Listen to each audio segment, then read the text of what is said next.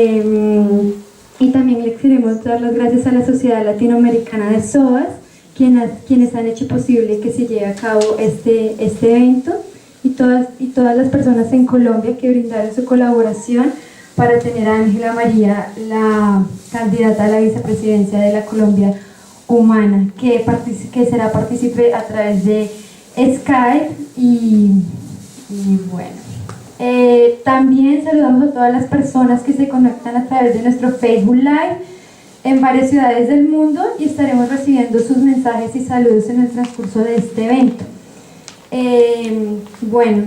Antes de dar inicio al panel, se van a pasar unos papeles y ustedes pueden participar con 6 preguntas.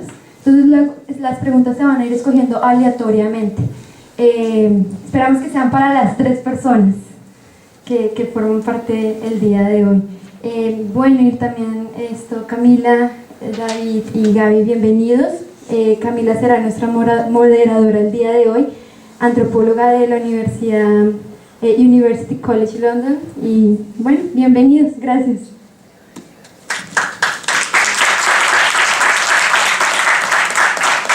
Hola, buenas, ¿cómo están? Primero quería presentar a David. David ha sido un profesor en estudios latinoamericanos en la Universidad de Liverpool. Fue profesor emérito en Historia de América Latina en la Universidad de Toronto, y actualmente es concejal del Partido Verde en la ciudad británica de Norwich. También es escritor del libro Democracia y Revolución en América Latina, Socialismo en el siglo XXI. Y aquí tenemos a Gaby Drinkwater. Ella es experta en derechos ambientales y economía sostenible. Ha trabajado 12 años en el sector humanitario y en desarrollo, con enfoques en cambio climático, desigualdad social, derechos humanos en las regiones de América Latina y el Caribe. También ella se graduó en el 2005 con maestría en globalización y desarrollo en ILAS, que es el Instituto de Estudios de América Latina aquí en la Universidad de Londres. Y después por Skype vamos a tener a Ángela María Robledo, que es psicóloga y politicóloga, y actualmente es la representante a la Cámara por Bogotá con la Alianza Verde, y también es candidata del Movimiento Colombia Humana a la vicepresidencia de la República de Colombia. Bueno, entonces hoy vamos a hablar un poco sobre el medio ambiente y los acuerdos de París, que son unos acuerdos que intentan prevenir que el calentamiento global supere 2 grados más de los niveles preindustriales. Entonces, aunque Colombia haya ratificado estos acuerdos el año pasado, el enfoque en minería, extractivismo y monocultivos como la palma de aceite han sido utilizados como métodos principales para el desarrollo económico del país, y entonces esto pone el cumplimiento de estos acuerdos en riesgo. Entonces ahora tenemos a David, que nos va a hablar sobre los problemas ambientales en Colombia y el contexto sociopolítico. Gracias. Muchas gracias. Bueno, empiezo por agradecer la grata invitación a participar en este evento tan interesante. Y también quiero señalar que no soy, como se indicaba en la publicidad, especialista en extractivismo ni en cuestiones de cambio climático y ambientalismo, sino que mi formación fue en historia y política de América Latina, y particularmente en cuestiones de democracia, movimientos populares, populismo y revolución. Desde luego, sí, ahora estoy en el Partido Verde, el Green Party of England and Wales, y soy concejal en Norwich por ese partido, y desde luego tengo mucho interés en las cuestiones ambientales. Ahora, como se ha dicho, Colombia, el gobierno colombiano firmó el Acuerdo de París hace un año, en abril del año pasado. Y el presidente Juan Manuel Santos se ha referido repetidamente a ese acuerdo, y en general dice todas las cosas más apropiadas al respecto. Además, en este momento hay negociaciones que empezaron hace 2 días, el 30 de abril, en la ciudad de Bonn, Alemania, discusiones entre todos los gobiernos sobre el Acuerdo de París y cómo adelantarlo, cómo establecer reglas claras de implementación de ese acuerdo. Y es evidentemente crucial tener reglas claras y fuertes y que esas reglas estén listas para ratificación, en principio, en lo que se llama la COP24, la reunión de las partes en Katowice, en Polonia, en el mes de diciembre de este año. Bueno, en el caso de Colombia, como decía, sí, el gobierno, el presidente han declarado su adhesión al Acuerdo de París. Y eso, desde luego, es muy importante si uno toma en cuenta que Colombia tiene recursos naturales absolutamente impresionantes. Tiene 2.900 kilómetros de costa, tanto en el Atlántico como el Pacífico. Tiene enormes recursos hidráulicos. Tiene una gran variedad de terrenos y de ecosistemas. Tiene uno de los mayores índices de biodiversidad en el mundo. Y tiene, claro, con todo eso, tiene grandes depósitos de carbón mineral, de petróleo, de diamantes, de oro, de uranio y por allá adelante de recursos minerales, además de agrícolas. Entonces, esa riqueza mineral resulta ser en la práctica una maldición. Una maldición, ¿por qué? Pues porque atrae el interés y la avaricia de grandes corporaciones internacionales cuyas prioridades no son precisamente el bienestar de la población ni la sustentabilidad ambiental. Y, como sabemos, el gobierno incluso habla de la locomotora minera como el principal impulso del desarrollo económico de Colombia. También, como se ha mencionado ya, la agricultura extensiva, industrializada, es también parte del modelo económico en Colombia. Bueno, no voy a entrar en pormenores cuando los ejemplos son demasiado conocidos e incluso notorios, pero para mencionar algunos, la Drummond Corporation y el carbón en La Guajira, las actividades de corporaciones como Anglo Gold Ashanti, de Glencore y otras multinacionales, BP por ejemplo. Y solo para dar un par de ejemplos muy de gran actualidad, tenemos el caso del derrame de crudo en Barranca Bermeja y en la zona aledaña, y tengo aquí algo que imprimía hoy, pide no minimizar emergencia por derrame de crudo en Lizama 158, a pesar de que un informe entregado por una misión de la ONU Medio Ambiente estimó que la emergencia ambiental ocurrida en el corregimiento La Fortuna de Barranca Bermeja, Santander, por el derrame de crudo en el pozo Lizama 158 es de dimensión media y que el proceso de recuperación podría tardar 1 año aproximadamente, la alcaldía de esa población señala que no se puede minimizar lo ocurrido. Bueno, sí, y parece que es un caso de mucha preocupación. Y luego tenemos también de gran actualidad el caso de Hidroituango. Claro, en este caso no se trata exactamente de extractivismo, no se trata de explotación de petróleo ni de minerales, sino de una gran represa pero la manera en que se está implementando ha creado ya gran cantidad de problemas. Y precisamente en estos días hay quejas urgentes. Esto es del 29 de abril, hace 3 días. 11 de la noche, desde 11 de la noche, obstrucción del río Cauca por Hidroituango, por gran cantidad de árboles talados arrojados al río.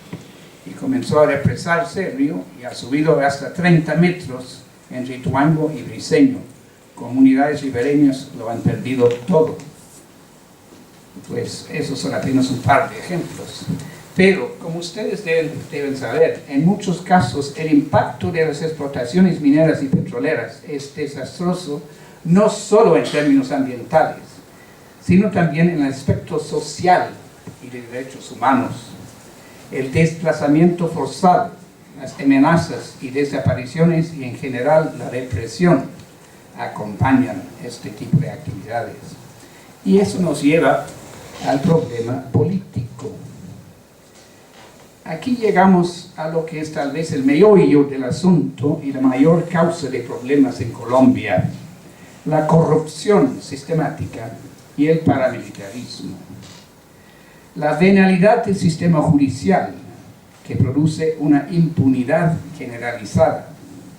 La presencia endémica de bandas paramilitares vinculadas al narcotráfico, al latifundismo y a sectores políticos de extrema derecha.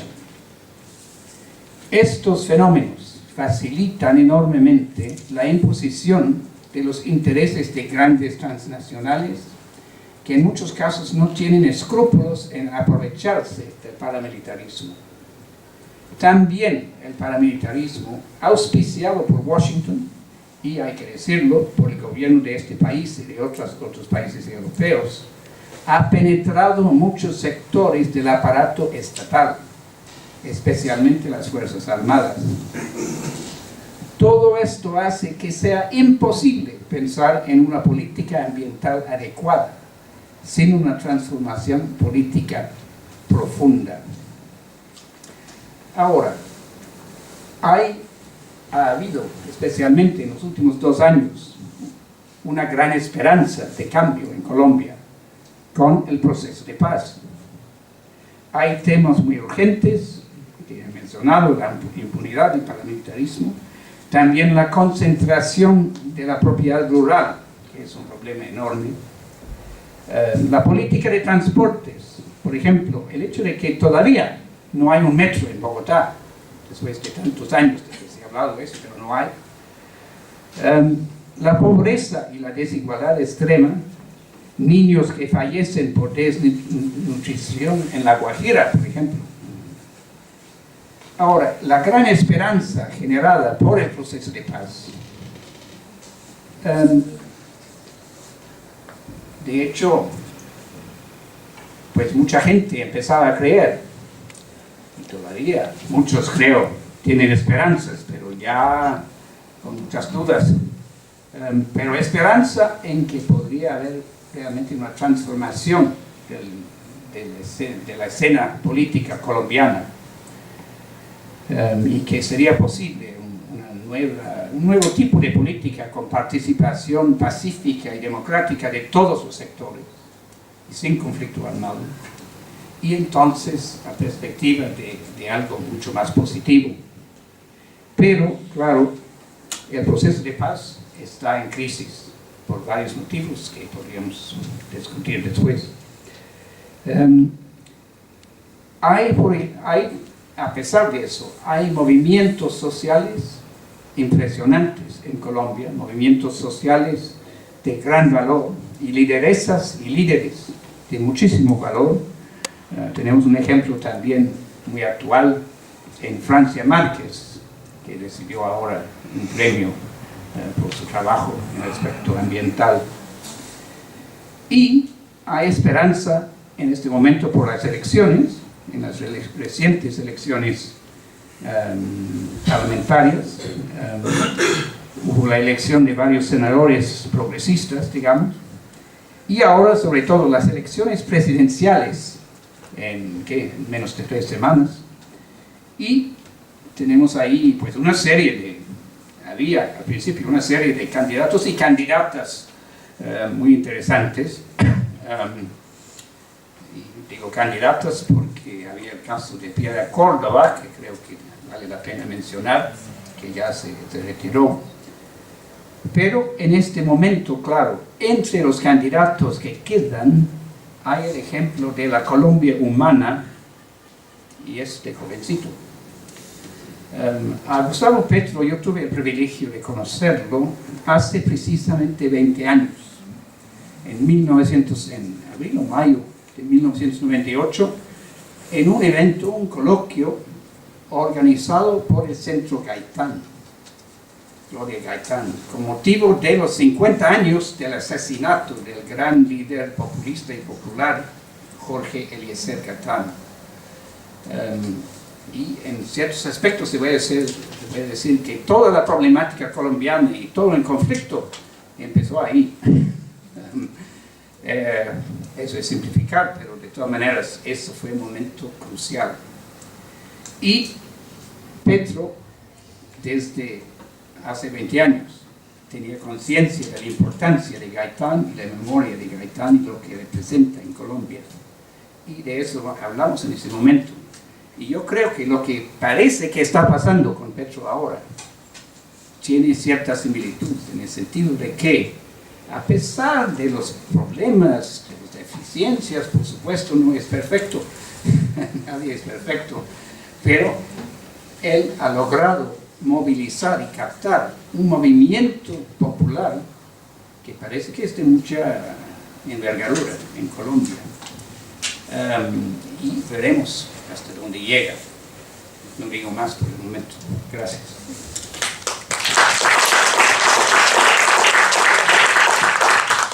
Gracias, David, por terminar con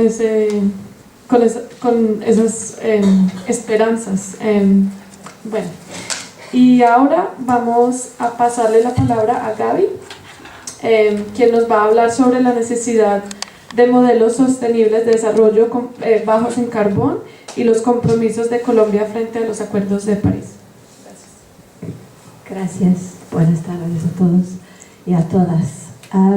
Tuve la gran fortuna de estar en la conferencia de París en 2015, entonces realmente es crucial que desde la sociedad civil global que seguimos trabajando, insistiendo a nuestros gobiernos que cumplen con los compromisos frente al Acuerdo de París. Me van a disculpar por mi español, es curioso que hay dos británicos presentando aquí hoy, entonces si me pongo más nerviosa, más mi acento inglés va a salir. En Colombia y por toda América Latina y Caribe hay la urgente necesidad de hacer la transición a modelos de desarrollo sostenible bajo en carbono. Los efectos del cambio climático ya se hacen sentir en la región, especialmente por parte de los más pobres y vulnerables. Eso se puede ver en las zonas más rurales de Colombia. Y si no se hace algo, el cambio climático puede hacer que crezca la desigualdad, que ya David ha hablado un poco. Pero como ya sabemos, y como es el ejemplo de Colombia y otros países vecinos de Colombia, hay muchos de estos países que siguen desarrollando un modelo económico que paradójicamente depende de las industrias extractivas. Me vale disculpar, además, si repito demasiado lo que ya ha expuesto David, voy a intentar no duplicar lo que ya ha dicho. Voy a hablar prácticamente de un poco del contexto en Colombia y en la región. Si hago referencia a la región, es realmente porque es igual de pertinente para el caso de Colombia. Voy a exponer un poco sobre la vulnerabilidad climática de Colombia y de la región de América Latina y Caribe y la necesidad de un cambio a un desarrollo con bajas emisiones de carbono. Pero quería empezar citando unas partes de la contribución prevista determinada a nivel nacional, INDC, por su sigla en inglés. Y eso es el instrumento que cada país ha tenido que entregar antes de firmar el Acuerdo de París en 2015. Y ahora que Colombia ha ratificado el Acuerdo de París, como todos los otros países que han ratificado el acuerdo, la llamada INDC se convierte en contribución determinada a nivel nacional. Entonces quería citar, como ya dije, unas partes de la INDC de Colombia que en mi opinión son pertinentes para esta discusión, y lanzar la pregunta si la INDC de Colombia puede ser un motor más para superar la pobreza y la desigualdad.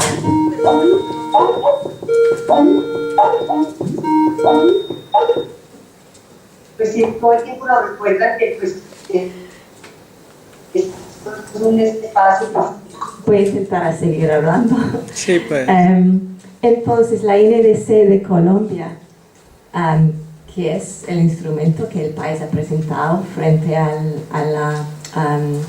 la ONU, reconoce al tener una geografía diversa, una economía con gran dependencia del clima y del uso y aprovechamiento de los recursos naturales. Colombia es un país altamente expuesto y sensible a los impactos del cambio climático. Para que Colombia pueda alcanzar sus objetivos de desarrollo, paz, equidad y educación, y para que logre sostenerlos en el largo plazo, resulta indispensable identificar y aprovechar en los diferentes sectores de la economía nacional oportunidades de aumento en la competitividad, productividad y eficiencia, que a su vez reduzcan las emisiones de gases de efecto invernadero. Sigo citando. Por lo anterior, Colombia considera fundamental que su INDC contemple elementos de mitigación, adaptación y medios de implementación. En cuanto a los medios de implementación, la INDC dice que Colombia trabajará en pro de continuar trabajando mancomunadamente con el sector financiero en aras de contribuir al mejoramiento continuo y la construcción de soluciones para los desafíos ambientales y sociales que enfrenta el país. Lo anterior a través de acciones entre la sociedad civil, el Estado y las empresas, en pro de desarrollo sostenible y la transición hacia una economía resiliente y baja en carbono.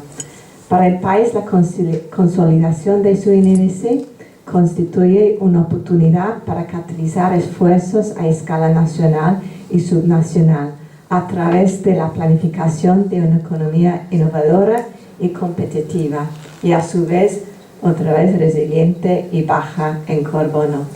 Creo que es imprescindible tener eso en mente cuando hablamos de los temas de enfoque de esta discusión hoy día, y para pensar en las preguntas que se puede plantear a los partidos políticos que presentan su candidatura hacia la presidencia. Entonces, como dijo el antiguo secretario general de la ONU, Ban Ki-moon, entre otros, ha reconocido que el cambio climático es la temática que define nuestra época. En su informe Progresos en los Objetivos de Desarrollo Sostenible, afirma que el cambio climático representa la mayor amenaza para el desarrollo y sus efectos generalizados y sin precedentes repercutan de forma desproporcionada en los más pobres y vulnerables. La adoptación de medidas urgentes para combatir el cambio climático y reducir al mínimo las perturbaciones que provoca es esencial para poder implementar los objetivos de desarrollo sostenible. Y hago referencia a eso porque creo que es muy pertinente al contexto de Colombia esta discusión sobre el cambio climático y cómo el Estado colombiano y el nuevo presidente, el gobierno, van a implementar su compromiso al Acuerdo de París. El enlace entre el Acuerdo de París y los Objetivos de Desarrollo Sostenible es que el ODS número 13 prácticamente representa el Acuerdo de París. Para enseñar un poco el enlace entre estos instrumentos a nivel global.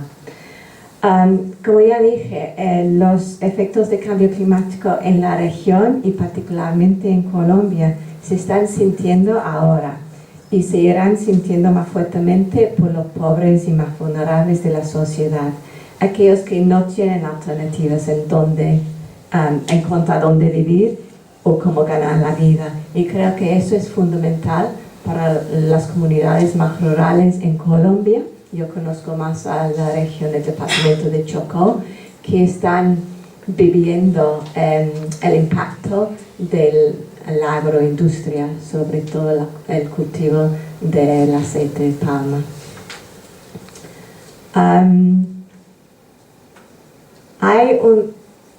A pesar de lo que ya hemos dicho sobre el contexto de Colombia y en la región en general, América Latina, Caribe, este enfoque del modelo económico sobre la industria extractiva y la agroindustria a gran escala, hay que decir que hay un gran potencial aún sin explorar para la energía renovable en América Latina y el Caribe y en Colombia.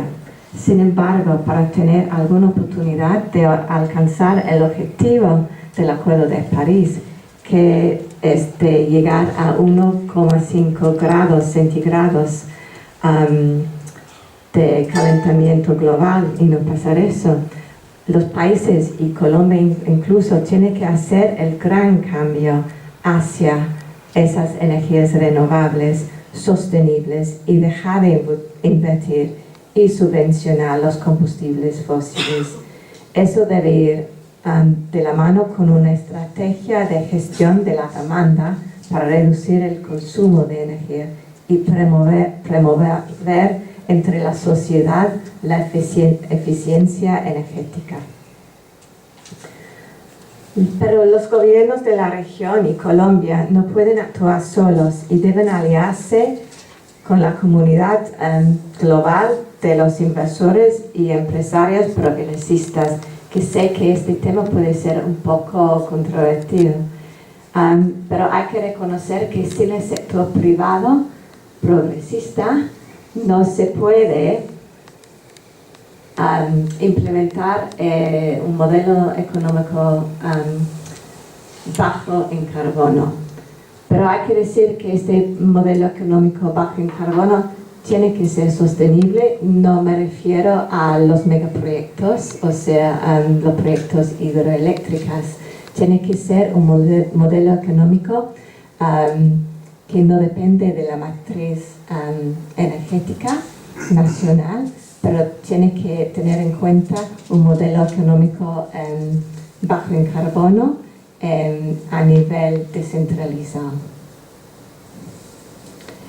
En cuanto a Colombia, hay lugares donde las comunidades no tienen acceso a servicios energéticos modernos.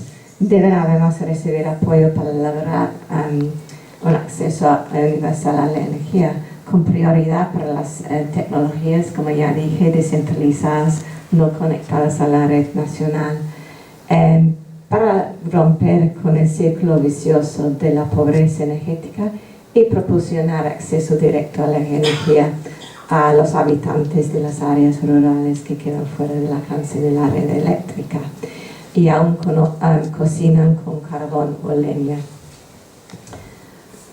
Creo que el tiempo va volando,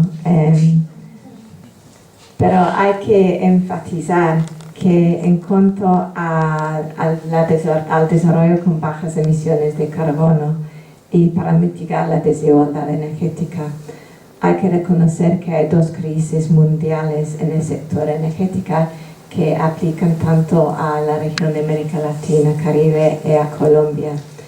Y eso es que la urgencia de frenar el cambio climático por medio de una rápida transición a energías con cero emisiones de carbono y el acceso energético para las comunidades más rurales. En conclusión, es necesario que el crecimiento mundial sea contenido y que sus beneficios sean repartidos más justamente. Necesitamos en Colombia y en la región modelos alternativos de desarrollo económico con bajas emisiones en carbono y una transformación de los sistemas para permitir que todos y todas tengan un papel productivo. Y necesitamos que en la región y en Colombia que se pase un futuro bajo en carbono, garantizando un uso más sostenible y equitativo de los recursos para todos. Una forma de abordar esa desigualdad es plantear una política energética nacional y regional basada en el enfoque sostenible. Y hay que cumplir con los compromisos de Acuerdo de París. Es imperativo que el gobierno de Colombia cumple con sus compromisos en su NDC. En toda América Latina, Caribe y en Colombia en particular hay ese enorme potencial de energías renovables sostenibles a nivel descentralizado de la red energética nacional. Y eso debe ir de mano con una estrategia de gestión de la demanda para reducir el consumo de energía y promover la eficiencia energética. Y para terminar, quería plantear unas preguntas, no para contestar necesariamente ahora, pero son más preguntas retóricas. Y eso sería a los candidatos a la presidencia en general. ¿Qué papel puede seguir jugando la sociedad civil colombiana para cumplir con la NDC de Colombia y la ambición de París? Y si los instrumentos de política que Colombia ya disfruta para cumplir de la meta de Colombia son suficientes, o sea, esos instrumentos son, por ejemplo, la Estrategia Colombia de Desarrollo Bajo en Carbono, la estrategia, el Plan Nacional de Adaptación de Cambio Climático. ¿Y qué instrumentos de financiamiento climático internacional ya está utilizando Colombia o piensa solicitar para cumplir con los compromisos de su compromiso frente al Acuerdo de París? Muchas gracias.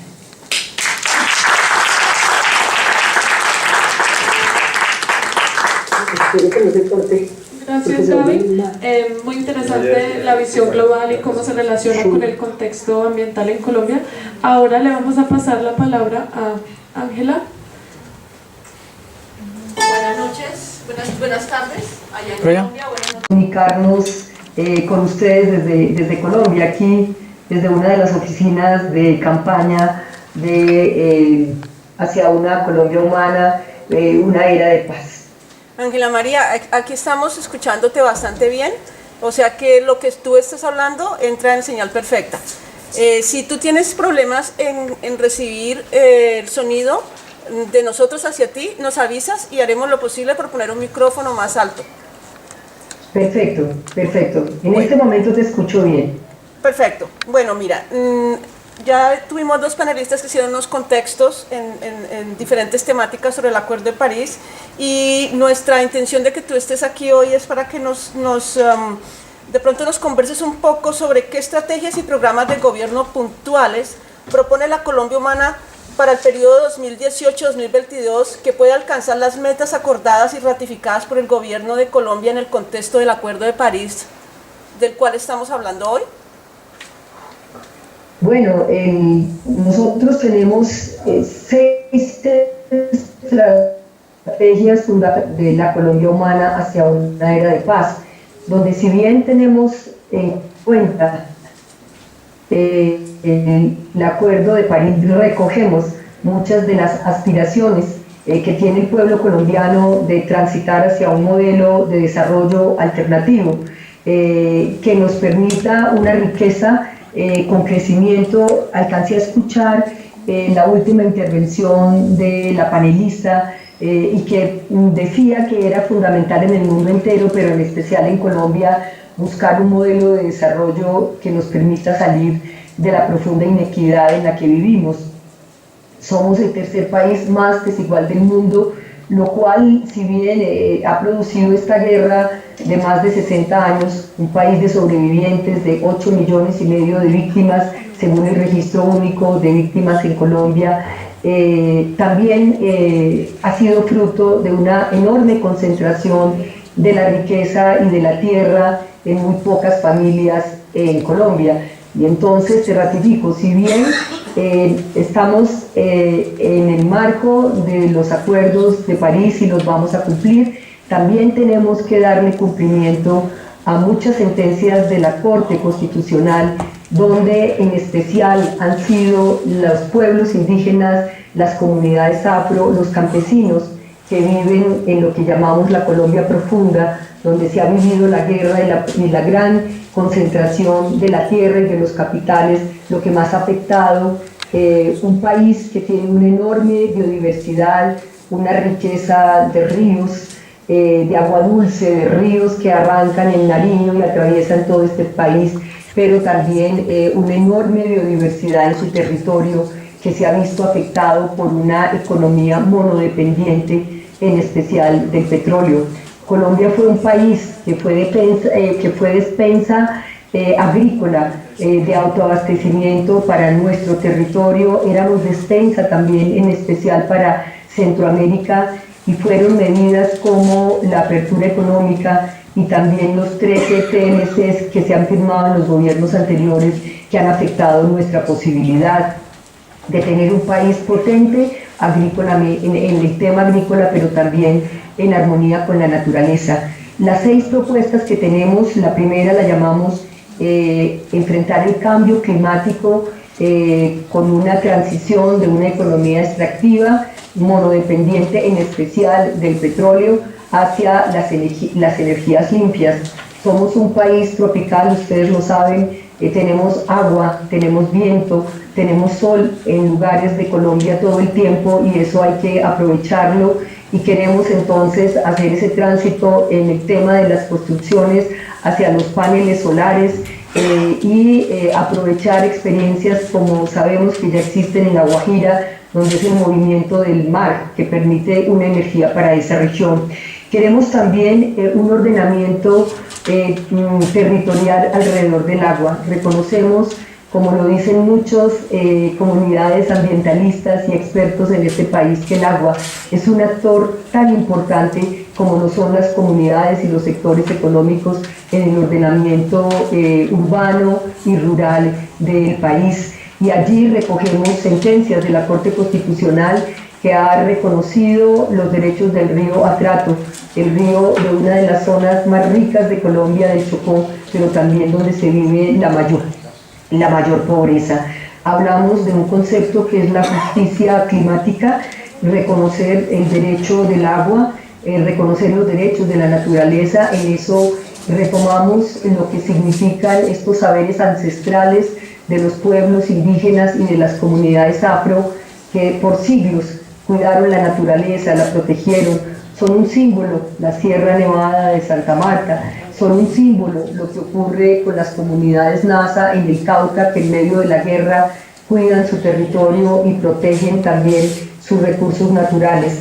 Y también en eso recogemos la reciente iniciativa de Brasil del tribunal que va a través de estos jueces a hacer un seguimiento al cuidado del agua en el mundo entero y en especial en estos países que pueden verse amenazados por un modelo depredador, como lo ha sido en especial Colombia en los últimos 16 años.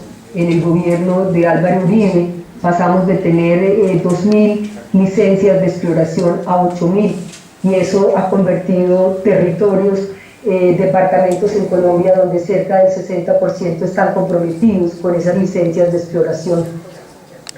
Queremos también reconocer la tarea y el valor que tiene en la voluntad de las comunidades que viven en los territorios que están, digamos, sobre oro, sobre plata, sobre coltan, y que son las consultas populares las que los protegerían de que sus territorios entren a ser absolutamente depredadores por estas multinacionales.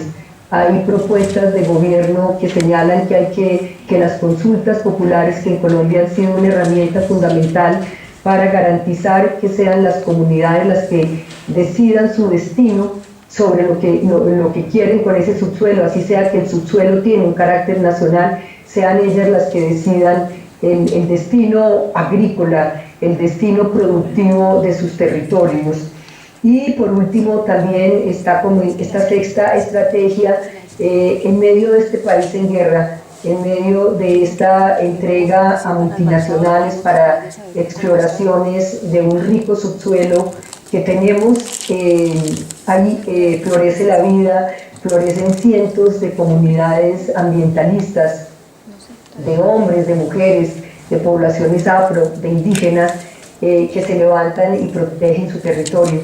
Hablamos allí de recoger ese potencial ecosistémico como un potencial que nos permita desde abajo, como lo dice el profesor Arturo Escobar, y con la tierra poder determinar la productividad de esas tierras. Queremos también pensar en un país donde la biodiversidad se convierta en un factor que nos permita convertirnos en un elemento para la competitividad. Queremos y creemos que hay empresarios que se conocen el enorme valor de proteger la biodiversidad. Eso se va a convertir en un elemento importante en el marco de la productividad. Y por último, una medida de protección de estos ecosistemas tan ricos que tenemos en Colombia, pero que hoy están en riesgo. Nuestros páramos, la ciénaga de Santa Marta, el río Magdalena, que atraviesa nuestro territorio de sur a norte, el bosque seco, sobre el cual también hay una enorme riqueza, y por supuesto en este territorio de Bogotá, la reserva Van der Hamen, como el símbolo de una reserva que florece, de una biodiversidad que, a pesar de las decisiones de los gobernantes que solo quieren grandes negocios, que solo ven cemento como parte del crecimiento de las ciudades, se vuelva un símbolo de protección, porque la reserva es no solo oxígeno y agua para Bogotá.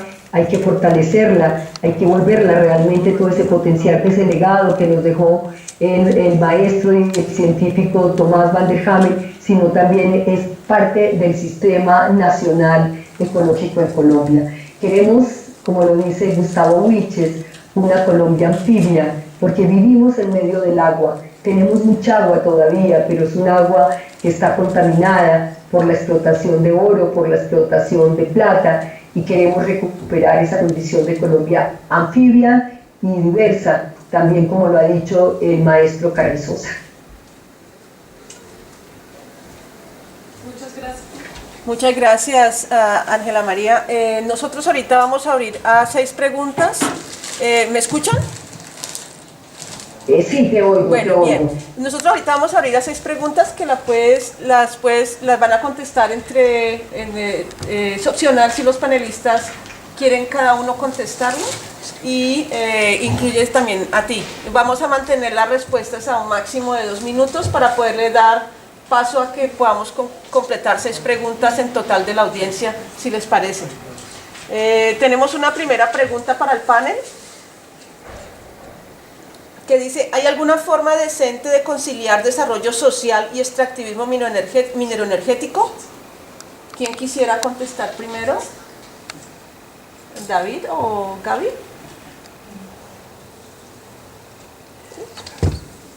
Va, Gaby primero. La pregunta dice: ¿hay alguna forma decente de conciliar desarrollo social y extractivismo mineroenergético? Esa es la gran pregunta, ¿no? ¿Qué es decente ahí? Sí, hay que definir un poco, pero como una candidata a la vicepresidencia nos contó un poco, habló de las consultas populares. eso puede ser una herramienta, por lo menos para buscar la licencia social, para ver si hay una manera decente de trabajar el extractivismo. Depende mucho de las actividades económicas en la zona de un proyecto propuesto también, si hay alternativas, cuál es la historia económica del pueblo ahí. Pero paso la pregunta a David. Gracias. Bueno, creo que desde luego tenemos que reconocer que no es posible tener una sociedad industrial, una sociedad tecnológicamente avanzada sin algunas actividades de tipo extractivista, pero que sí es posible, si hay efectivamente participación popular, participación social, y planificación de tal manera que se utilicen las técnicas menos dañinas para el ambiente, se puede hacer un modelo mucho menos dañino que lo que hay en la actualidad. Y solo para terminar desde mi perspectiva, es que hay que utilizar de manera efectiva también las herramientas internacionales. Hablo de la Organización Internacional de Trabajo en el convenio 169, y eso da el derecho a los pueblos indígenas y también afrodescendientes, el derecho a la consulta previa a los proyectos. Pero hasta ahora, en mucho de América Latina y Caribe, incluyendo Colombia, es una herramienta que realmente no se ha aplicado de manera muy eficaz. Yo coincido con las respuestas de nuestros dos compañeros de panel. Por supuesto, nosotros estamos hablando de una transición, y si bien en Colombia ha tenido en los últimos 16 años un fortalecimiento de la economía extractivista, también hay que señalar que la baja del precio del petróleo ha permitido de manera, digamos, paradójica pero interesante, que se recuperen productos que para nosotros fueron tan importantes como el café. Entonces eso nos da la señal de que, por supuesto, transitar hacia volver a potenciar la condición de este país biodiverso, de regiones, de riquezas naturales, con la economía agraria y con la agroindustria amigable y de la mano de la naturaleza es fundamental y es posible. Y coincido con ellos en que las consultas previas, que muchos, repito, del lado de Uribe, Iván Duque, y del lado de Germán Vargas, son un estorbo para el desarrollo, para nosotros son fundamentales.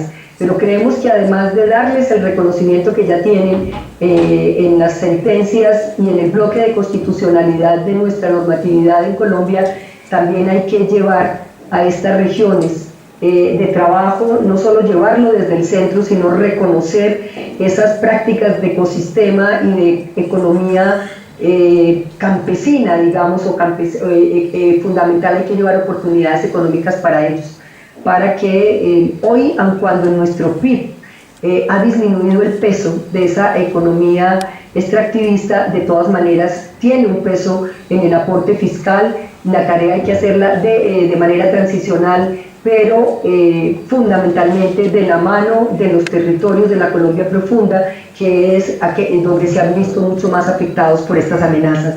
Yo quisiera decir que solo puedo contestar otra pregunta más, porque tengo otro compromiso de trabajo, ustedes entenderán, estamos en campaña, y pues agradecer esta participación y contestar la última pregunta.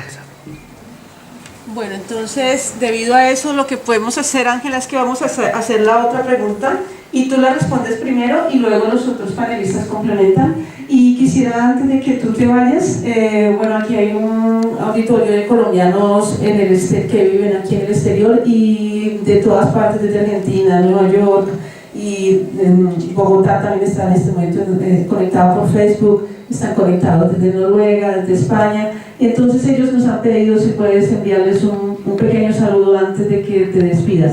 Voy a proceder, si es posible, voy a proceder a hacer la segunda y última pregunta para ti.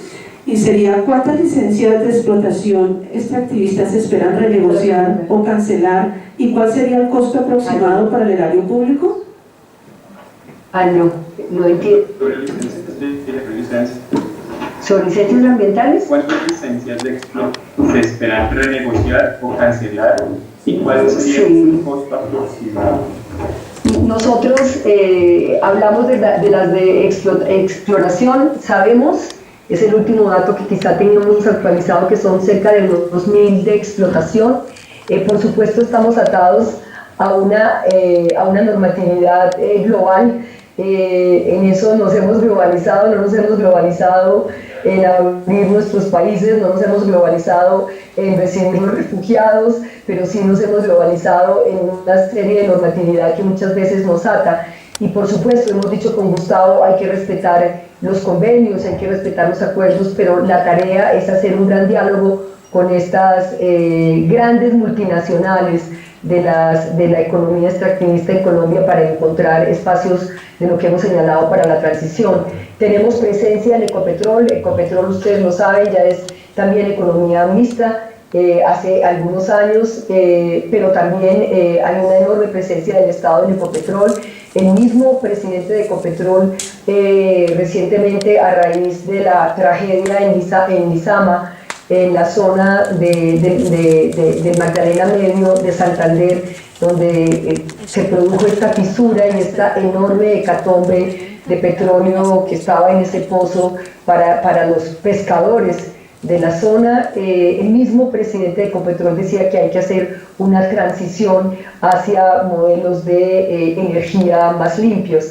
Creemos que Ecopetrol se tiene que convertir en un gran observatorio, digamos, de esos recursos geológicos que tiene Colombia, pero también de investigación, de transición hacia energías limpias. Yo quiero aprovechar para darles las gracias por abrirnos este espacio, para decirles desde Colombia que extrañamos a quienes están en tantos lugares, por supuesto algunos estudiando o algunos buscando mayor conocimiento para ojalá regresar a este país, pero también decirles que como copresidenta de la Comisión de Paz y como integrante del Congreso trabajé mucho porque en toda la normatividad del acuerdo de paz, que no es un acuerdo con las FARC, sino con la sociedad, como dice Gustavo Petro, queremos generar condiciones para que muchos y muchas de ustedes puedan regresar a este país.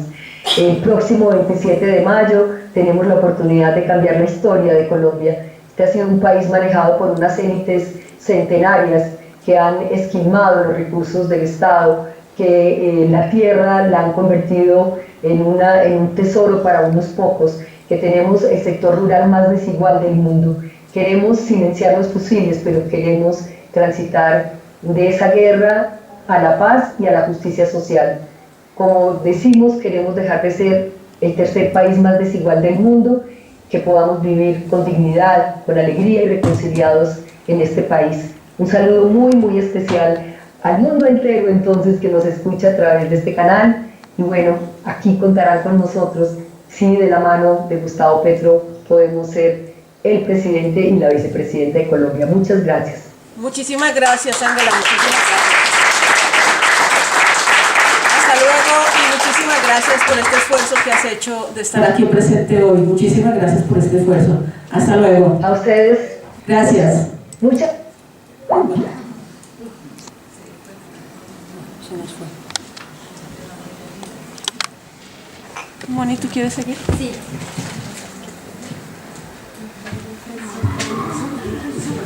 Yo no sé si Gaby o David tienen algo que añadir para esta pregunta, o seguimos. ¿Seguimos? Bueno, entonces como vamos a ir a la siguiente pregunta, yo no sé si alguien quiera coger, o la cojo yo.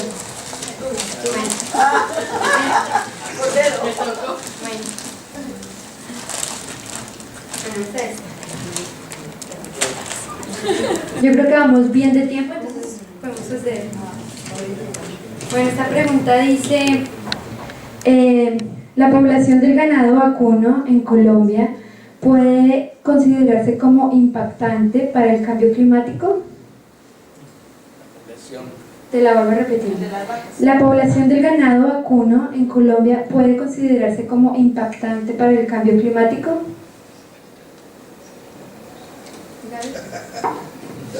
Gaby es experta en eso, de sostenibilidad. Bueno, creo que hay varios lados a esta pregunta, porque por supuesto en el ganado produce el gas metano, ¿no? Que es dañoso al medio ambiente y tiene, bueno, hay otro protocolo de la ONU que se llama Montreal Protocol, Protocolo de Montreal, que aborda todo este tema de esos gases y claro, tiene una contribución al calentamiento global de las emisiones. Pero el otro lado de la pregunta es que si en Colombia hay industria de ganado, pero quizás está amenazado por esos proyectos, megaproyectos agroindustriales, ¿no? Más dañosos. Creo que tiene que ver todo con la manera sostenible de realizar y seguir realizando, practicando esta forma de agricultura. Sé que no es una pregunta, una respuesta muy definitiva, pero no sé exactamente qué pretenden con la pregunta que están buscando. ¿Pudiera dar una explicación? Yo entiendo esto. Bueno, ¿Aceptan que la dé? Más o menos, ¿no? ¿Sí? pero no nos extendamos mucho porque hemos preguntas. Yo ofrezco mi punto de vista, ¿sí? Conozco a Colombia, sus ganaderías, y consideraría que solo en áreas donde hay ganadería intensiva, muy densa, como Bogotá, para producir la leche, inclusive se podría presentar porque una vaca leche, una lechera, una vaca hostel produce 500 litros de gas metano al día, ¿no? En 24 horas. Pero en las otras áreas, como inclusive donde se consigue la leche para ciudades como Medellín, Cali, no alteraría mucho porque los vientos y esparcen esos gases, ¿sí? Y la otra ganadería que es en los llanos orientales es muy esparcida, ¿sí? Se considera en Magdalena Medio menos de 1 hectárea por vacuno. Los gases que produce un vacuno en 1 hectárea, yo no los considero que sean en este momento nocivos. De efecto negativo, efecto contrario, efecto negativo, efecto destructivo hacia la comunidad. Perdón, un segundo. Tiene un efecto negativo en la cantidad de tierra productiva que se expende para una vaca cuando la gente no tiene acceso a la agricultura. Ese es un problema y es un problema de cambio climático también, porque la pobreza está vinculada al cambio climático. Entonces, en eso hay que tener en cuenta la ganadería, así sea extensiva, pueda que no genere esa vaca puntual, pero nos está afectando porque les está quitando la tierra a los campesinos. Y los efectos de desertificación, que se van a presentar por la pisada de vaca. Entonces, son suelos a futuro que van a ser desérticos. Sí. Entiendo que sí, depende mucho del tipo de ganadería. Y según he leído, no soy especialista, pero sí he leído algunas cosas que me parecen relevantes, que indican que la ganadería que utiliza insumos artificiales tiende a producir mucho más gas metano, y que el ganado que existe en pastizales naturales, como sería el caso en los llanos, por ejemplo, y en algunos otros terrenos en Colombia, no produce tanto gas metano, y además tanto la leche como la carne de ese ganado es mucho más saludable, incluso en este país. Se han hecho estudios que el ganado de pastizales naturales tiene una cantidad de vitaminas comparable al de los pescados, que es mucho más nutritivo.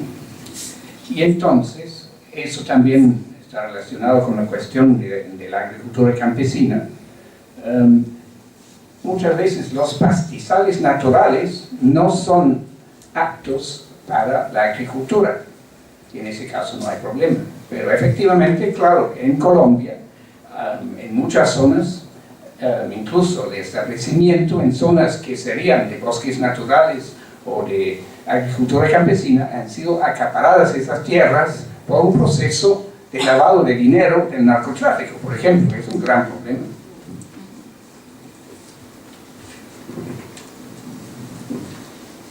Entonces yo creo que es la diferencia entre si estamos hablando del ganado intensivo a nivel industrial o ganado sostenible a nivel más de la familia personal, ¿no? Y sería interesante, pero ya no está la candidata, saber un poco su opinión sobre eso, y sería interesante ver entre el análisis de las autoridades colombianas en sus cálculos para su compromiso para bajar sus emisiones de gases de efecto invernadero, qué porcentaje comprende el ganado. Creo que estamos hablando en este caso de ganado intensivo, ¿no? Muchas gracias. Siguiente pregunta dice: Colombia tiene suficiente energía, pero se vende a otros países, y hay zonas del país que no gozan de este elemental recurso. Perdón, ¿quién escribió esta pregunta? Es que no entiendo la letra. ¿Puede leer la pregunta bien? La última parte no la entiendo. Bueno, Colombia tiene suficiente energía, pero resulta que la vende a otros países, y hay zonas del país que no gozan de este elemental recurso. La otra, ¿por qué Colombia firma acuerdos de París pero no cumple? Es lo que oí en una intervención, no sé si fue el compañero. Esas dos preguntas.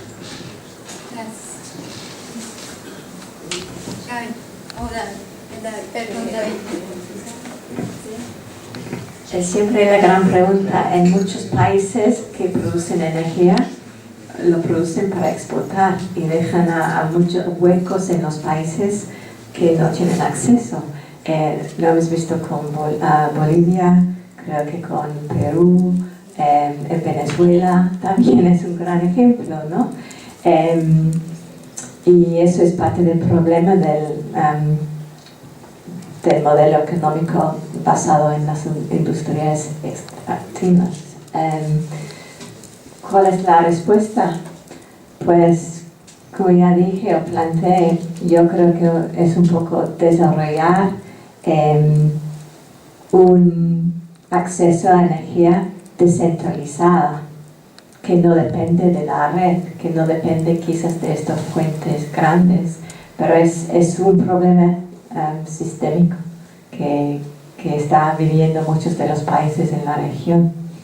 Y creo que, como dijo la candidata, es que hay que mirar un poco los hábitos ancestrales del pueblo indígena y los afrodescendientes en Colombia, y quizás ver en su modelo de vivir cómo se puede implementar esos proyectos de acceso a energía más descentralizados, y aprovechar de lo que dijo la candidata, el agua, el viento, el sol, el uso de paneles solares a nivel más comunitario. Y por eso insisto un poco en hay que colaborar con el sector privado. Hay que tener esta triangulación para dar acceso a los países, a las comunidades más aisladas. Y cuando digo sector privado, no me refiero a multinacionales. El sector privado es muy grande y tiene los que están desempeñando un papel bastante interesante, innovador y a nivel sostenible. Y hay que encontrar esos actores y trabajar con ellos a nivel comunitario. Sí, en cuanto a la primera pregunta, pues sí, evidentemente Colombia exporta recursos energéticos, por ejemplo, petróleo y carbón mineral en gran escala, y eso no es deseable a largo plazo. Y en cambio, lo que necesita es desarrollarse energía renovable. Y en cuanto a la segunda pregunta, bueno, ¿por qué Colombia firma los acuerdos de París pero no cumple? Pues creo que en mi primera intervención dejé claro que, como yo lo veo, eso es fundamentalmente por el carácter del gobierno y del Estado colombianos y los intereses que protege. Ahora, por eso se necesita un cambio político de gran profundidad. Ahora, en cuanto a la cuestión de recursos energéticos alternativos, pues por ejemplo en este país la posición del Green Party en este país es a favor, claro, de la energía renovable, pero hasta donde sea posible, de los pequeños proyectos comunitarios, que toda política en este país, y también creo en Colombia, va hacia favorecer las grandes corporaciones energéticas, pero hay una gran posibilidad de desarrollo de pequeños proyectos comunitarios de energía renovable que no se ha impulsado. En cuanto un poco a la segunda parte de la pregunta de no cumplir con el Acuerdo de París, es un poco pronto para saber si o no Colombia cumplirá con su compromiso. Por ejemplo, vamos a tener, bueno, un cambio en la presidencia y el Acuerdo de París empieza a partir del año 2020. Entonces, este año es clave en las negociaciones internacionales en las cuales cada parte, cada país está participando y ahora están en Bonn y van a estar en Polonia a finales del año. Y con la ratificación de Colombia del Acuerdo de París el año pasado, pues hay que mirar nuevamente la ambición, o falta de ambición, que proponía en su contribución prevista determinada a nivel nacional. Es interesante que aunque Colombia ya ha ratificado el Acuerdo de París el año pasado, en la página web de la ONU, donde ponen todos los países que han ratificado el acuerdo, Colombia no ha entregado todavía su contribución determinada a nivel nacional. Eso no es gran cosa necesariamente, pero muchos de los otros países han entregado, es prácticamente su contribución prevista determinada a nivel nacional, que convierte en la determinada. Entonces me pregunto por qué Colombia quizás es un fallo administrativo, quién sabe, o quizás porque este año las elecciones también, y también porque todos los países tienen que llevar a las negociaciones en Polonia a finales del año más intervenciones sobre su ambición para cumplir con el Acuerdo de París. Eso se llama el diálogo Talanoa, los diálogos facilitativos en el Acuerdo de París, para mirar nuevamente si la ambición del 2015 realmente es suficiente para cumplir el Acuerdo de París a partir del año 2020. Quiero hacer una pequeña réplica a eso, y es que me llamó mucho la atención que, bueno, la Unión Europea ya destinó 17.8 billones de euros para esa contribución, ¿cierto? Y una de esas, un sector de ese dinero va a ir hacia los países en desarrollo, porque precisamente eso es algo de lo innovador que tiene este acuerdo, y es que han dicho esto tiene que triangularse con los países desarrollados y los países en desarrollo, y obviamente los organismos más institucionalizados. Y cuando veo la propuesta del Ministerio de Ambiente de cómo adoptar ese acuerdo de París, ellos plantean un programa muy bonito, pero noté mucho que había un énfasis en el dinero que van a recibir, más no en los compromisos profundos que tiene que hacer el país para realmente aportar a esas metas. Y eso me dejó preocupada, porque tal vez por eso es que no han sacado el dinero que ya iban a haberlo sacado si se aprobó el 16 de junio del 2017 en el Congreso. O sea que ya vamos casi para un año que legislativamente está aprobado, pero administrativamente no ha habido un desembolso. O sea que ahí ve uno el compromiso también, ¿no?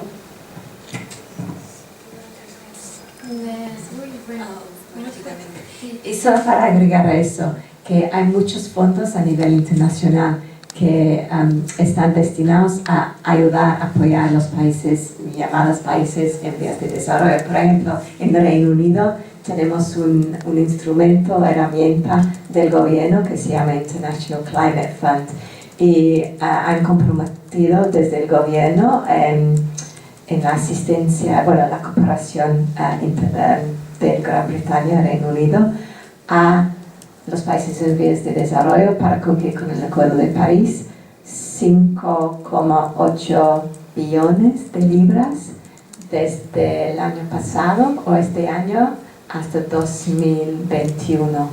Entonces hay que ver si Colombia, porque ya había un proyecto que ha realizado en Colombia vinculado al ganado en el primer tramo de estos fondos.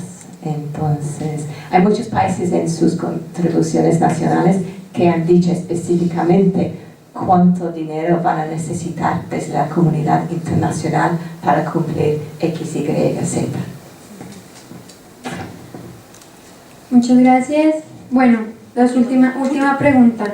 Pero es que este tiene dos preguntas, entonces voy a leer las dos y decidimos cuál respondemos.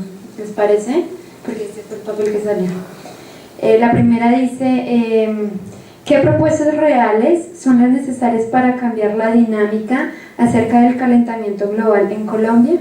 Y la segunda dice, ¿de dónde saldrán los recursos económicos para llevar a cabo estas propuestas? La primera, la segunda. Las dos. Sí, bueno, ¿quién quiere responder? ¿Ustedes quieren responder a la pregunta? Y luego la réplica. ¿Sí? Creo que, hasta cierto modo, la segunda pregunta ya hemos abordado, ¿no? Sí, Y en cuanto a cómo abordar Dice, ¿qué propuestas reales? La primera dice, ¿qué propuestas reales son las necesarias para cambiar la dinámica acerca del calentamiento global en Colombia? ¿Usted quiere? Dale, ingeniero. Perdone, yo hablo, entiendo un poquito, soy ingeniero químico, y eso me da un poquito de conocimiento, y fuera de eso soy un lector, ¿sí? Y también a veces veo televisión, y en esas vi por ahí a Gustavo Petro, que hablaba de un proyecto de energía solar, y hablaba de Tumaco y de toda la zona del Pacífico, que es excesivamente caliente, que colocando panes, él hablaba de unos kilómetros, 3.000 kilómetros cuadrados en paneles solares, completamente se suministraba la energía a Colombia, lo decía él, ¿no? No yo tendré que sentarme a echar números para ver si es cierto o no, ¿sí? Pero él hablaba de eso, de poner completamente a Colombia en pie con la energía solar, ¿sí? Y bueno, hablaba Petro de que la energía, el petróleo y el gas ya pasaron. Yo no creo que haya pasado todavía, ¿no? Es mi creencia, ¿no? Y el carbón, hablan de las minas de carbón no se pueden parar, no lo debemos consumir, pero hay que venderlo, porque si no, ¿de dónde se consiguen los recursos? El gas hay que venderle a Venezuela. Ustedes saben que Venezuela es un productor de petróleo, pero con Chávez tenía un negocio para que se le suministrara el gas, etc. Baja un poco el micrófono. Sí. Entonces, y hay otras. A mí, por ejemplo, me cayó una llamada que hice a un amigo en Nueva York y me dijo, por favor, tengo mi amigo que quiere presentar un proyecto sobre energía geotérmica. Sí, energía geotérmica, la que producen los volcanes y la tierra que se coloca, dice él, en Barranca se coloca una varilla a 6 metros y sale a 90 grados centígrados, ¿sí? Entonces el amigo le decía, yo les presento porque por cuestiones, ¿cómo es que llama? GPS, ¿sí? Ellos calculan la energía geotérmica que tiene el subsuelo en ciertas partes, y yo presento un proyecto y si lo presento lo financia el Banco Mundial. Yo inmediatamente me comuniqué con los compañeros que conocen de estas cosas, y bueno, es por decir, yo de esta idea creo que sale como financiar, dice lo financia el Banco Mundial, ¿sí? No sé, bueno, dejo así, ¿no? Dije del proyecto de Petro que es energía solar para toda la costa del Pacífico, todas las áreas calientes donde el sol pega, que las conocemos los que somos colombianos, los colombianos y no colombianos. Y si eso se puede implementar, hombre, habrá energía para todos los lugares, para responder la pregunta al señor, ¿sí? Habrá energía para las partes rurales, ¿sí? Y puedo decirles que, por ejemplo, en Antioquia, la energía llega a casi todas las casas rurales, ¿sí? Es algo que en un país desarrollado yo lo veo bien, ¿no? En Antioquia llega a casi todas las partes rurales, no sé cómo lo hacen, dicen que a través de la Federación de Cafeteros, no sé, dejo ahí. Gracias. Gracias. Gracias. Para evitar un poco el eco, porque como entra por es tener un poco el micrófono. Gracias. Asistencia, ¿no? Bueno, para no tanto responder eso en general, ¿no? Hay que reconocer que los combustibles fósiles, hidrocarburos, es una fuente limitada. Entonces, creo que sería prudente, y sé que ya están entrando en eso, que las empresas energéticas ya están viendo como factible pasar del énfasis sobre combustibles fósiles que generan esos gases de efecto invernadero a proyectos de energía renovable. La clave el asunto es que tienen que ser proyectos de energía renovable sostenibles, o sea, no a gran escala, pero quizás a pequeña, bueno, definitivamente a pequeña escala, que se puede replicar a nivel comunitario, ¿no? Pero hay que mirar toda la cadena de producción de energía. Es que hay que mirar desde el punto inicial hasta el punto final de la energía, para ver en la mezcla si realmente todo viene de fuentes renovables. Y hay que reconocer que también todo eso depende de la voluntad del consumidor. porque hay que sensibilizar el público a los efectos dañosos, ¿no? Y a la importancia. Quizás, por ejemplo, seguramente en Reino Unido, en este país, un país supuestamente desarrollado, hay mucha gente que no sabe del Acuerdo de París. Entonces me pregunto cómo es la sensibilización del público colombiano.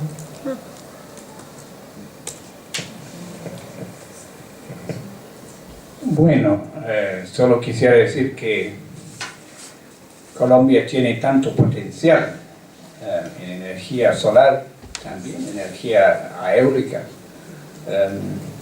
y otro que no se ha mencionado, la energía hidráulica, por ejemplo, en la costa, en las mareas, y ya hay técnicas para explotar eso también. Entonces, posibilidades de proyectos reales, específicos, son inmensos. ¿Puedo agregar algo pequeño? Algo bien corto.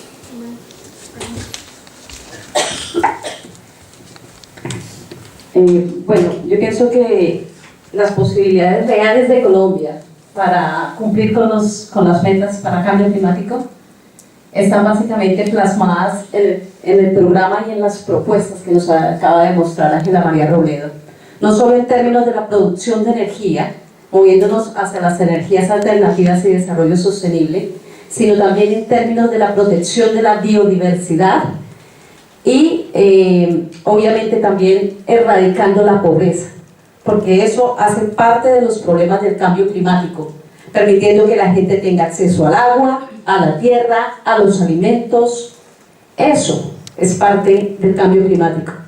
Entonces, creo que si retomamos los 6 lineamientos que Ángela María Robledo del que nos hablaba, podemos encontrar de ahí una manera real de transformar y de cumplir con las metas para el cambio climático. Creo que tenemos mucho por ganar y por eso yo voto por Petro presidente. De apoyo. Camila, si quieres cerrar. Hacer el anuncio de la... Bueno, muchas gracias. Le quería decir gracias al doctor David Rabi por su presentación, también a Gaby Drinkwater, y también a la doctora Ángela María Robledo de la Colombia Humana. También queríamos agradecer a la Sociedad de Cultura de América Latina aquí en SOAS, a Miriam por su trabajo, también a mi compañera Mónica y a todos los que han ayudado a organizar este evento, también los que nos están viendo por Facebook Live y ustedes que han podido venir acá hoy al evento. Entonces, muchas gracias y esperamos que podamos implementar de estos cambios que hemos hablado hoy en los próximos meses y que ojalá gane la Colombia Humana. Gracias.